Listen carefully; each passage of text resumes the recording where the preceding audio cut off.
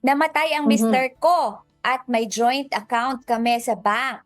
Nung na-report ko sa bank na wala na ang mister ko, hinold nila ang pera namin sa bangko at kukuha na nila ako ng inheritance tax. Tama po ba yun? Ayan.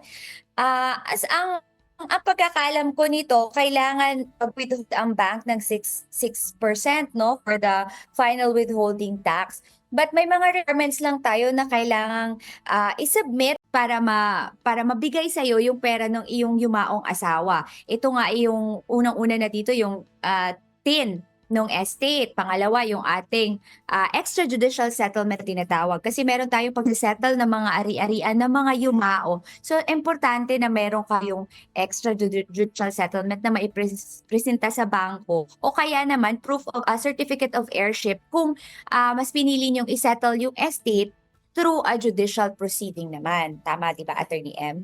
Oo, tama, Attorney J. Siguro mali lang Attorney M? yung term. Tama ba? Oo. Ah, Oo. Ayun, hindi siguro Oo. inheritance tax, no? Kasi pag inheritance tax, siguro yung estate tax, Oo. gobyerno po ang sisingil nun, hindi bangko, no? So Oo. kung may ganun. Pero yung kagaya ng sinasabi ni Attorney J, Correct. baka withholding Oo. tax yung tinutukoy. Siguro mas makipag-ugnayan na lang sa bangko kung Oo. ano-ano ba yung mga requirements na kulang. No? Kasi kailangan lang naman ng documentary Oo, requirements for... Oo. Yes, Attorney J.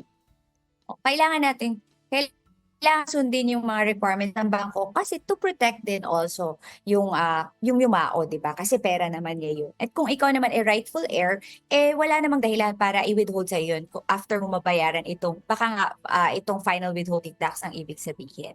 Ayan.